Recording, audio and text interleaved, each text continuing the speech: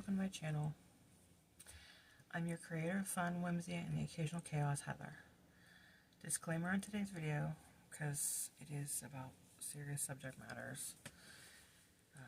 Not only the normal disclaimer that I give, that small apartment, homeschooled 14-year-old teenager, occasional noisy ferrets, my husband that works weird hours and can come in and out, the location of my area that I do my crafting and my videos in, noise does carry. My other disclaimer is that this video may cause trigger warnings for some people.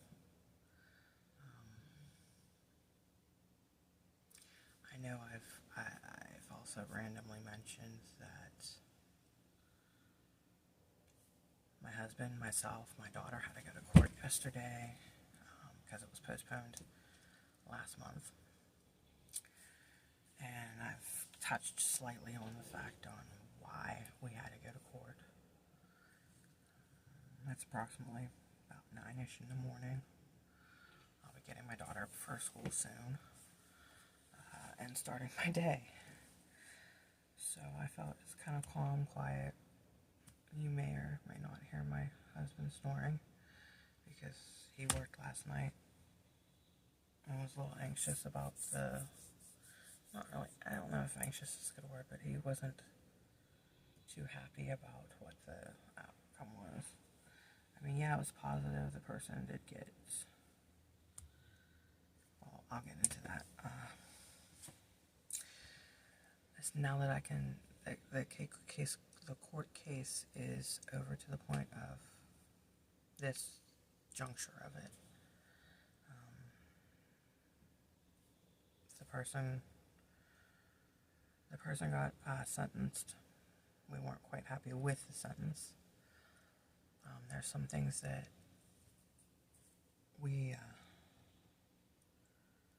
don't agree with, but that is the way the law is right now, and there isn't much we can do but find ways and avenues in that to have the laws changed. Not just to protect my child, but other children.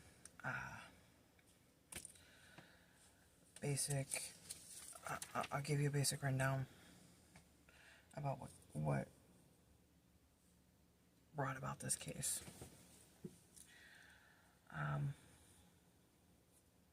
My daughter and husband both worked at our local Subway. My daughter, whom is 14, this is her first job. My husband was trained to be assistant manager.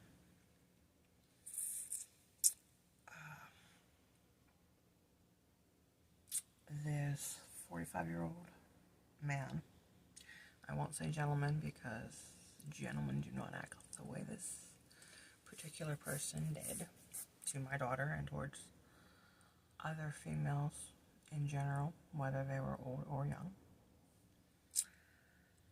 Basically, he was hired. They did no background check on this person. They just basically went by this person's word when they filled out the application that they had no prior criminal history, or any type of criminal history that would prevent somebody from hiring this person. This person gave me the heebie-jeebies the first time I met him.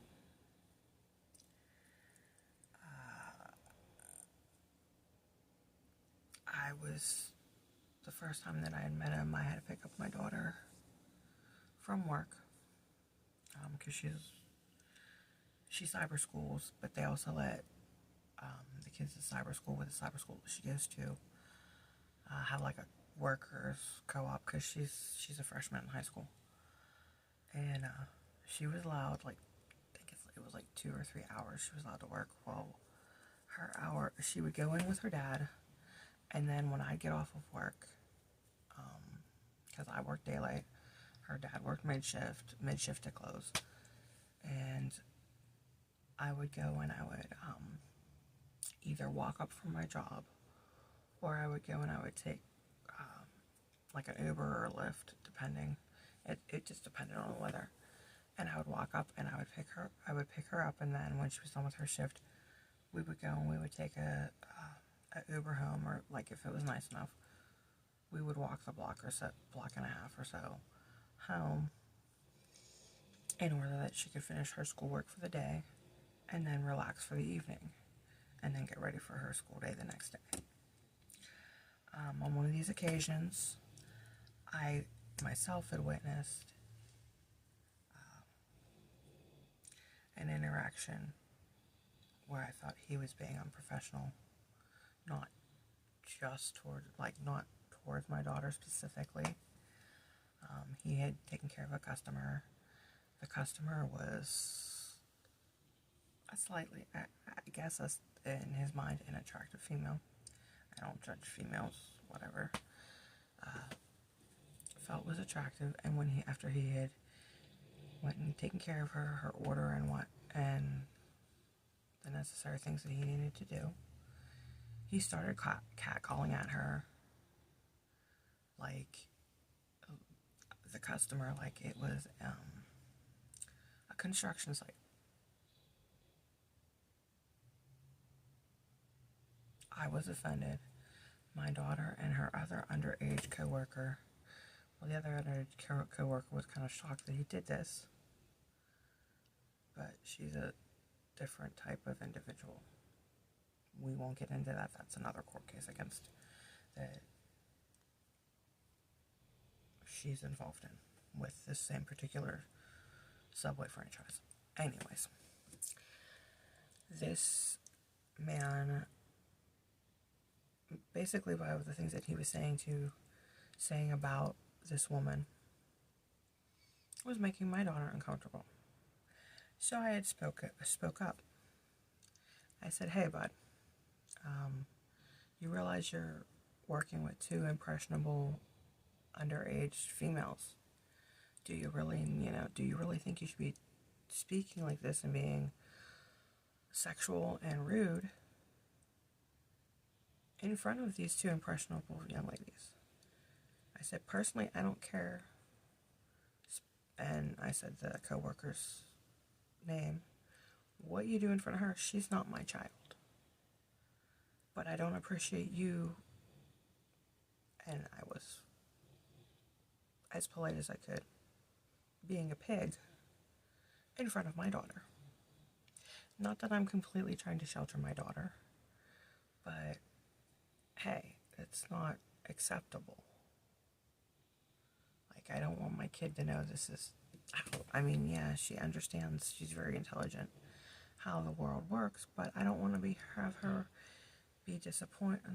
I don't know if disappointed is the right way, but I don't want her to not want to continue to work because of people's actions. And her dad was actually working that day, but they have like a back area where he was doing food prep and the things that he needed to do for his job, while it's like his supervisory type part of the job that, like I said, that he needed to do. And he had my daughter, this other young lady, and the perpetrator, victimizer, however you want to put it, on the actual subway subline doing work. Those were his, at least to me it's degrading to say underlings, but those were basically his crew, and then he was supervisor position, so he was dictating things that they needed to do. But that was the first occurrence. I didn't think really anything of it. I noticed this person because of my years of experience in healthcare. I noticed that this person did seem to have a deficit, like a mental health deficit. Like, I know the not politically correct thing to say is mental retardation, but you could tell there was some sort of mental retardation feel to the way that he acted and talked. And we also knew that he was living in a group home. I don't know if it was like transit status or just like he was living in a group home because of him having mental health issues, because that was where he was living was a mental health, drug addiction type halfway house.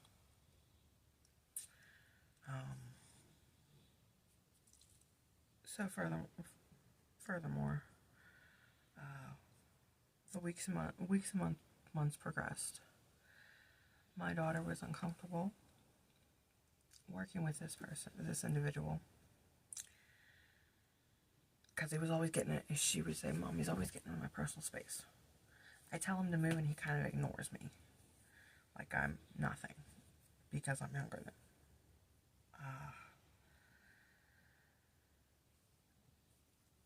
I would observe these things.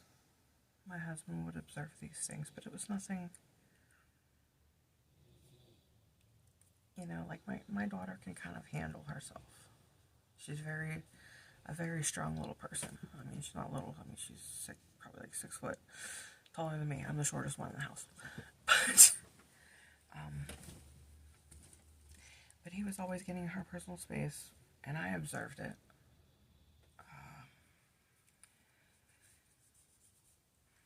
Because, like I said, I was there picking her up. Because my husband worked till like 9 or so o'clock at night. Sometimes 10 to finish closing up the shop, depending on how busy they were. So my daughter wouldn't get her schoolwork done. Or she'd be up so late doing schoolwork, she'd be tired for school the next morning. Yeah, granted, people will say, yeah, it's cyber school, so what's the big deal, Heather? Well, I want to make sure that my child is on a good sleep schedule. She has a hard time sleeping, has had a hard time sleeping since I adopted her. She is my husband's biological daughter, but I adopted her. So she is my child. And the adoption, hers was a closed adoption, side note. And my name is on her birth certificate. Her mother's was removed, and mine was put in that place. So technically, I am her mother. She may not have come out of my body, but I'm a very, very, I would say, she's like, "Mom, you're too overbearing. I don't want this child to be hurt anymore in her life. If I can prevent it, then she already has. Because her biological mother was a piece of work."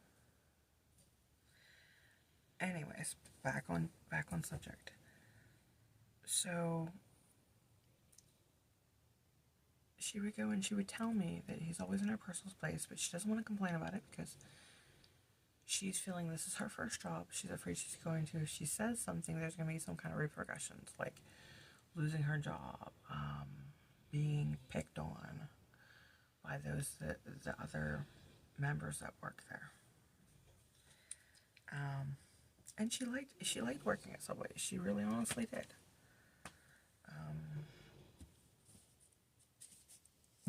But because of this individual, she was not having a good time working. She really wasn't. But anywho, when she finally did come out about everything that was happening,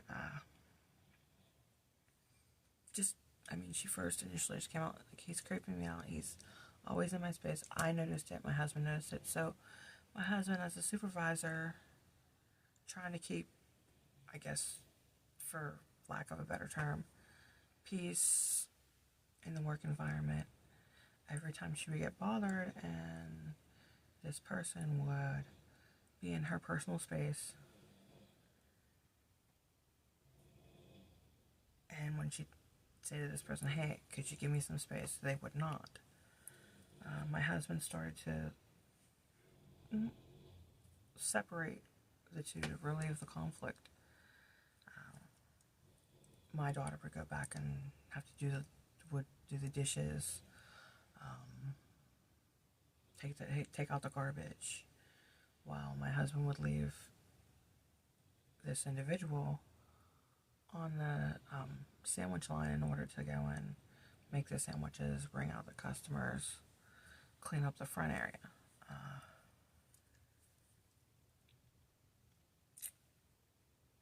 Then my husband and I thought, my husband more or less, because he was being the supervisor there, felt that this was working until our daughter explained that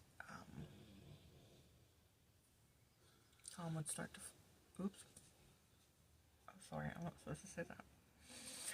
The individual would start to follow her. She would be back doing dishes, and then he would have an inappropriate conversation with her. She came out to us that he would start to ask her about her sex life. He asked specifically where we lived.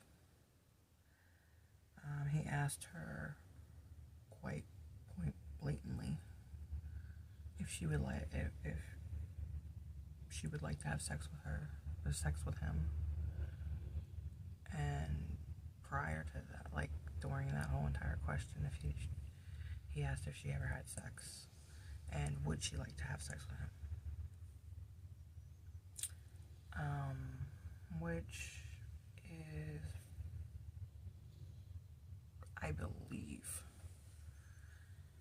if I'm not mistaken, that is part of the grooming behavior of people that are pedophiles. Can't be any blatant, that's what it is, it's what it's called. And then have this affliction to pedophilia.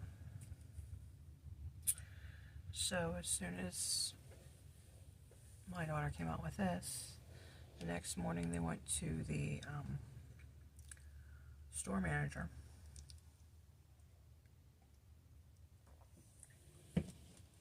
whom, I don't know if this matters or not, but whom is related somehow to the people that own the franchise. She's somehow into the family. My husband went to her. She then, after explaining, him and Oberlin both went. Like, they needed to talk to Oberlin about what the incident was, and my husband came down to the house, got her. She spoke to the store manager and also the owner of that particular franchise. And they then, I believe my husband said, because he was there, I was working at the time. He then went, not him, but the store owner then contacted, I believe it was the Greensburg Police Department, and then they contacted the DA, got statements, started their investigation process.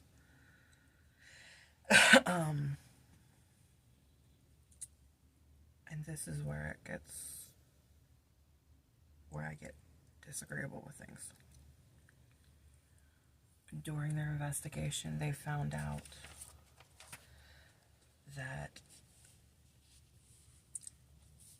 well, actually, we found out too during the investigation, because people were starting to actually come up to my husband about this individual and saying, hey, you need to check the Megan's Law registration in Texas. Like, this dude is on Megan's Law. And I'm like, ugh. As soon as my husband told me, oh no. I know how that works. I was with an individual, I don't want to say stupidly, but was lied to about what exactly his offenses was. And he was on Megan's Law.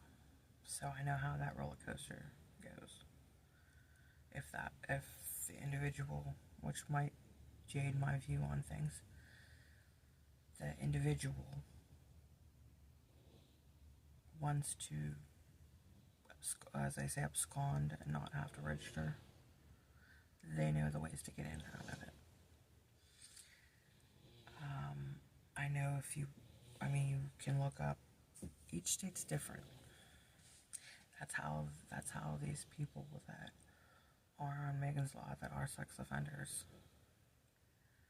go and avoid or can still do their harming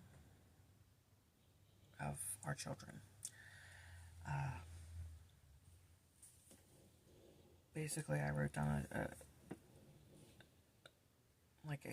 this is hard for me.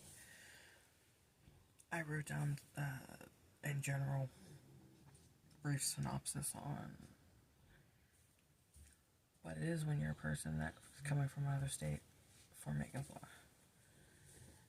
Basically, you must register whether you are in a state or Commonwealth. You have to register. But there is a way around that.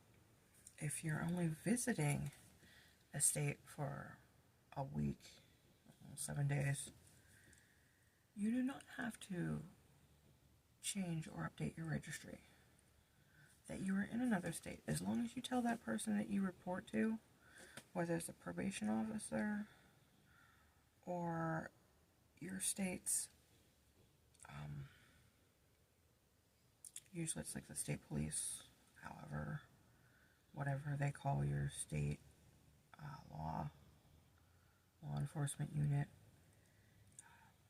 you're to call them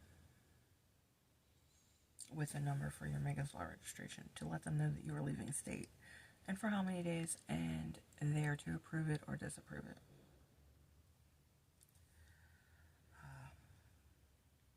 Every state has different things for their tiers, or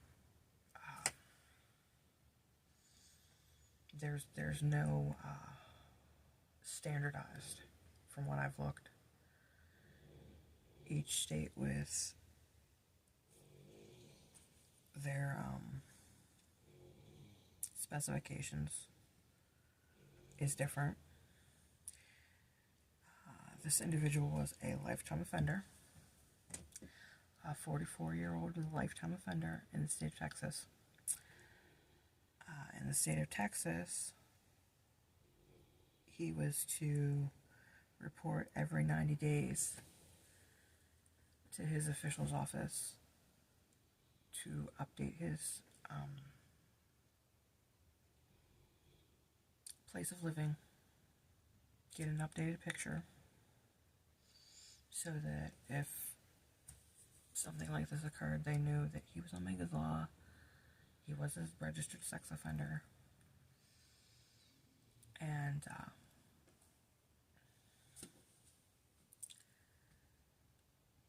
just so he could be accountable.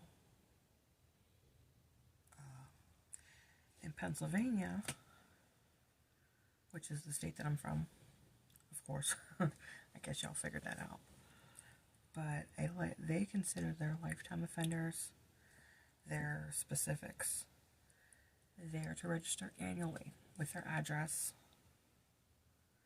and update their picture.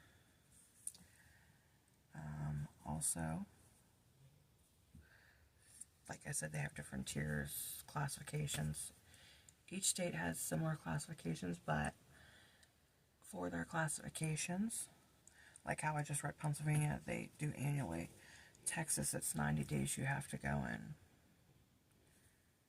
register and update your information when you're a lifetime offender. In Pennsylvania, like I said, it's every 12 months.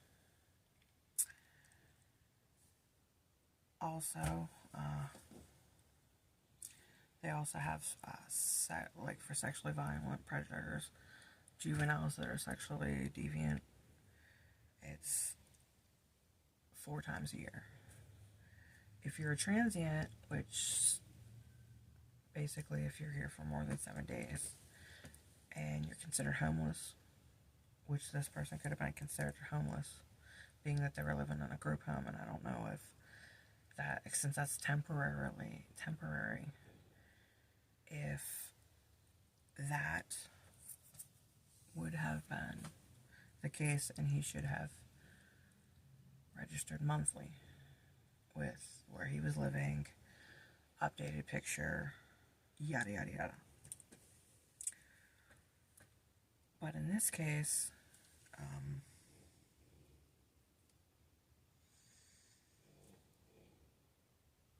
the things that we found out about this person through investigation and that we gave, our own personal investigation, like people were coming to us. We weren't really asking information from people.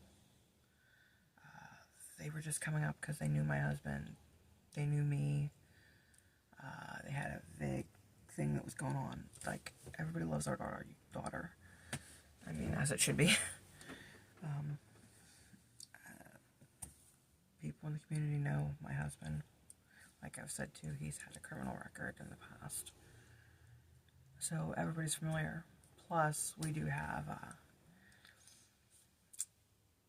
in the Greensburg area where we live, my husband's relatives are in politics. Not that helps when he gets in trouble, but his dad's first cousin, which I don't know what the lineage would be with my husband, he's actually one of our county commissioners. And my husband also has other people that are in like legal politics, blah, blah, blah. If you go down our family history, there was actually a individual in our family that signed the Declaration of Independence, but that's all a side note. But through things that we were told, like the initial person telling us, you need to check out Texas Megan's Law about this dude. My husband tried. I guess I'm a little bit more savvy. My husband's not at all dumb when it comes to a computer and looking up things. I guess because of the fact that I had to do a lot of things for my ex, looking up things on Megan's Law, do my own personal investigation with things, with my ex, with Megan's Law, because there was a lot of things he was lying to me about. And I had to find that out for myself on what the information was, to be specific. But anywho, this person we found out had served 23 years prison for aggravated sexual assault of a child, 3 counts. The three victims were all under the age of 10. He became a lifetime offender. His last verification of address in Texas was 7/5 of 23. I'm not approximately sure if that was when he had to verify his address in Texas. We think he was released around 6/20, 6/23 out of jail for his crimes. We found out that he had changed his address to Pennsylvania in January 8th of 2024. This individual came in contact with my child about 6 to 8 months later.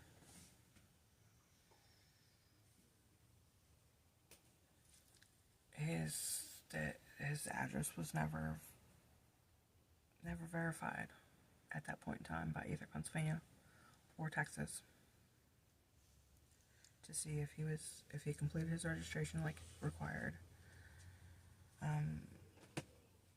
And he was, the group home that he was in, from the address that he gave the state of Texas, was 17 to 20 miles away from where he was actually living. Like, he verified one address. It was 17 to 20 miles away from where he actually was. And then you have both states not seeing whether or not this person is doing what they're supposed to do. How can the justice system not be blind? How are they protecting our children? Just because our state's a Commonwealth state and the state of Texas is a Republic state. How does that work? The system is flawed. Obviously.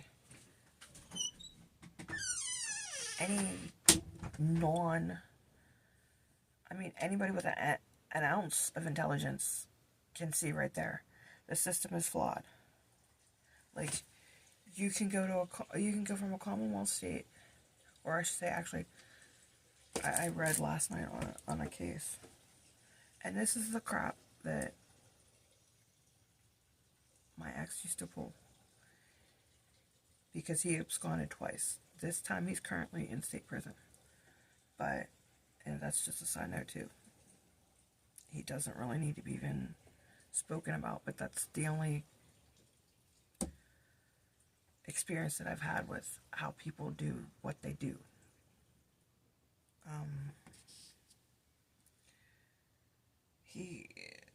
This particular individual that we're dealing with right now, though, he hopped from a republic to a commonwealth. So he was smart enough to realize that there's no checks and balances. Like, they're taking you as your word. Yeah, there's a national Megan's Law registry. I'll be honest, I've not checked it out, but there's no checks and balances. This needs to be changed. This needs to be changed to protect our children. That's how I feel. And with this, when I say about commonwealths and republics, and the difference and the red tape that individuals that are on Megan's Law can do, basically all they could do in our state for punishment to this individual, even though he never registered in our state for Megan's Law so people would know and protect their children and themselves and shit. All the RDA could do is get for harassment. I mean, yeah, granted, he did not touch our child, thankfully. But they could get for harassment, threatening language, That's what he was charged with. That's what the plea he agreed to. He also agreed to a year's probation, and the agreement to the year's probation is he is to complete sex offender classes, get fingerprinted, which he was never fingerprinted. How can these individuals not be fingerprinted? You were convicted for 23 years and you were not fingerprinted. There's no fingerprints known of you. Something's a little odd on that. And he's supposed to also complete a psych evaluation. It makes my skin crawl. It legitimately makes my skin crawl. I would honestly greatly appreciate too if there are those that are going to view this video. Like, I'm trying on my own to find ways to change things on Megan's Law to protect our children, to make sure that everything's on an even keel, that this state, no matter if it's a republic state or a commonwealth state, because there's only 13 commonwealth states, but the rest are republic or state, just state mandated, whatever, for your judicial system. however it goes. I'm not completely specific in that.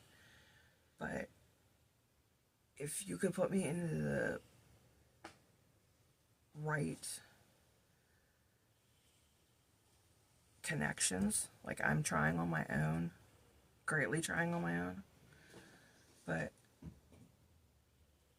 to go and get into that aspect so we can change these laws. I mean, if we wanted to instate these laws to protect our children from these people that obviously have an issue, obviously cannot contain themselves, control themselves with children. I mean, hello, it's not the pioneer days. We're not, grown adult men are not marrying underage teenagers because we're going to die by the time we're like 20, 30. We've evolved. Medical care has evolved. It's just these individuals that have I can just blatantly say, a sickness that have not evolved. I don't honestly, in my personal opinion, feel that therapy helps them.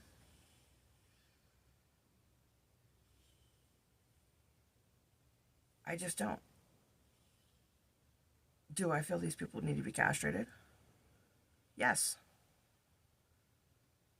Do I feel that they need to be, trigger warning, need to be in front of a firing squad and shot? Yes. Like, you don't look at a child and think, oh yeah, that's fucking gross. Pardon my French, but that is gross. That is disgusting. It makes my skin crawl. And I'm not just saying that because it's affected my family.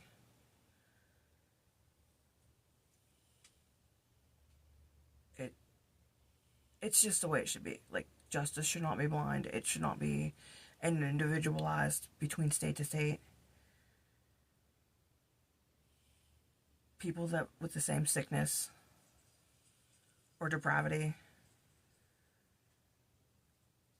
should be held accountable the same in every state.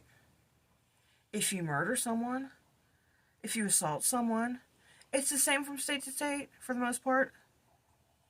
I mean, yeah, the degree of how many years you have to spend in prison or whatever is different, but it's not categorized differently. Like, you kill someone, you kill somebody. If you're a sick individual that likes little kids, oh, well, this and that. This state you do tears, this state you do that, and each tears from their code is different. Sick is sick. I mean, that's my thing. Sick is sick.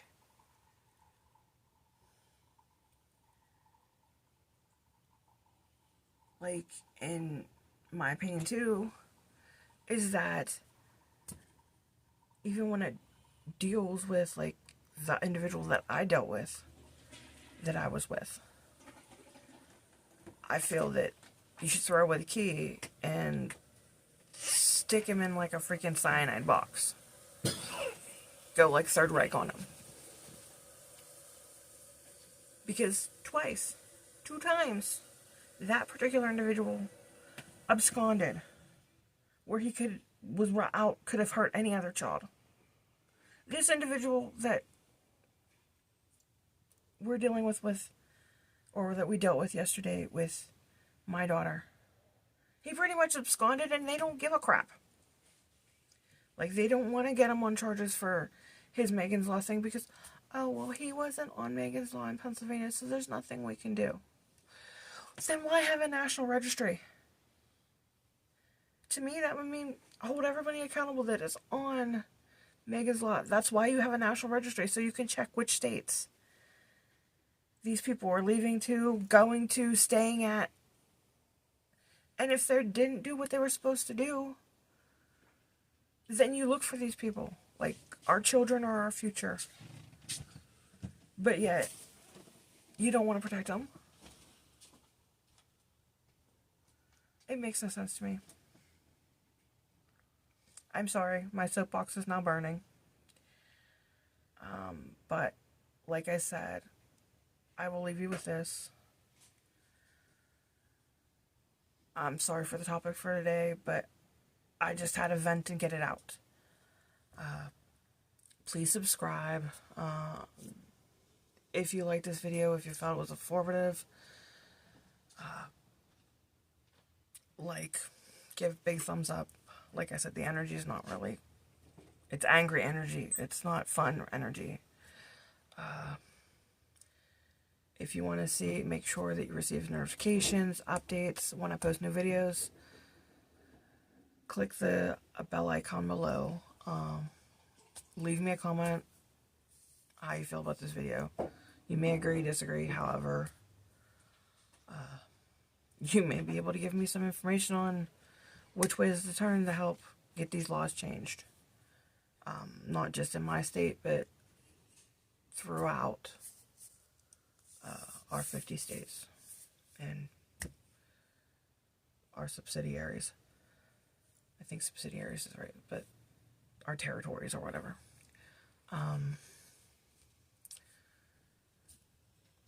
Shares are greatly appreciated.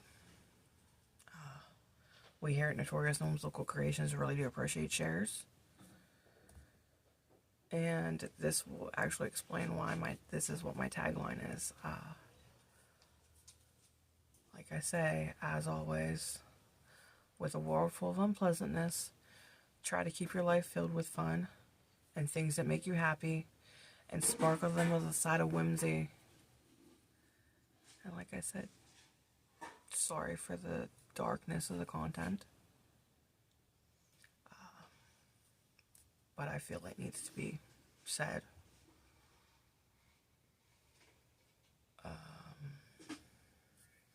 I didn't really get into the whole controversy with Subway either, because that's a whole new ball of wax.